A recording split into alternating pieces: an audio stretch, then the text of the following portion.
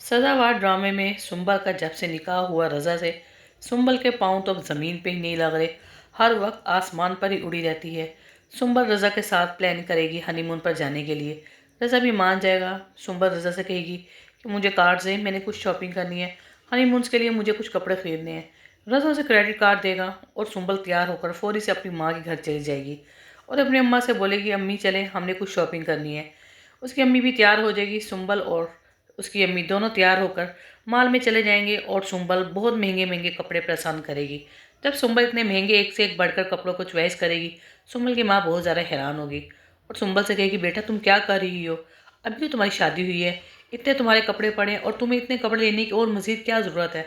सुंबल कहेगी अम्मी आपको क्या हो गया है, हम हनीमून पर जा रहे हैं तो मुझे वहाँ के लिए अच्छे से ड्रेस लेने हैं और आपको नहीं पता मेरा स्टेटस चेंज हो चुका है। रज़ा मल्टीनेशनल कंपनी के ओनर हैं और मैं नहीं चाहती कि मैं किसी तरह भी लो स्टेटस में नज़र आऊँ। मैं हाई स्टेटस में जाना चाहती हूँ, रज़ा की बीवी नज़र आना चाहती हूँ, दूर से देखकर मुझे लोग पहचान लें। सुंबल की माँ बहुत हैरान होती है और दुआ देती है अच्छा बेटा अल्लाह तुम्हें ज़िंदगी में और ज़्यादा खुशी दे।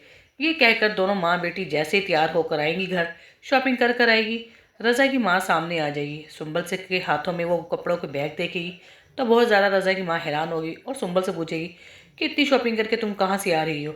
सुंबल कहेगी कि आंटी आपको नहीं पता, रज़ा की और मैंने प्लान किया है, हम हनीमून पर जा रहे हैं।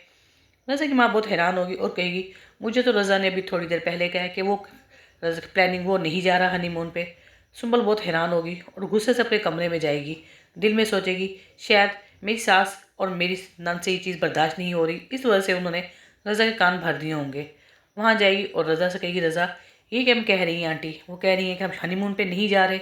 रज़ा कहेगा हाँ कुछ इंपॉर्टेंट काम है जिसकी वजह से हमें मुझे ये प्रोग्राम कैंसिल करना पड़ा है, फिर कभी चलेंगे। सुंबल जब रज़ा के मुंह से ये बात सुनती है तो उसे बहुत ज़्यादा गुस्सा आएगा और गुस्से में वो सब कुछ बोल देगी और साफ अल्फाजों में रज़ा से कह देगी कि मैं समझ गई, शायद तुम्हारी शादी मुस्कान से होती तो तुम फौरी से उसे हनीमून के लिए ले जाते।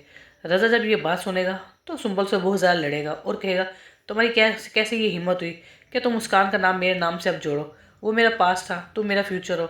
सुंबल जब ये बात सुनेगी तो गुस्से से वहाँ से चल देगी। दूसरी तरफ मुस्कान ग्रोसरी के लिए कुछ माल प्लाजे में जाएगी, वहीं पर उसे जावियर मिल जाएगा। जब मुस्कान जावियर को देखेगी तो जावियर बहुत खुश होगा और मुस्कान से हेलो हाय करते हुए पूछेगा कि मुस्कान आपकी तबीयत अब कैसी है, आप लीव पे थी इसलिए मुझे परेशानी थी। मुस्कान कह देगी जी सर मैं ठीक थी लेकिन कल से मैं आ जाऊँगी। ये कहकर मुस्कान वहाँ से चल देगी।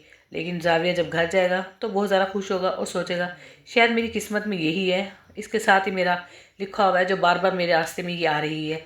घर जाएगा और अपनी माँ लैला से बात करेगा। तो दोस्तों क्या लैला मान जाएगी जावियार के रिश्ते और मुस्कान के लिए? अपनी राय का हमें इज़हार दीजिएगा। वीडियो पसंद आए तो लाइक, चैनल को सब्सक्राइब करें, ज़्यादा दें। ओके थैंक यू, अल्लाह हाफिज़।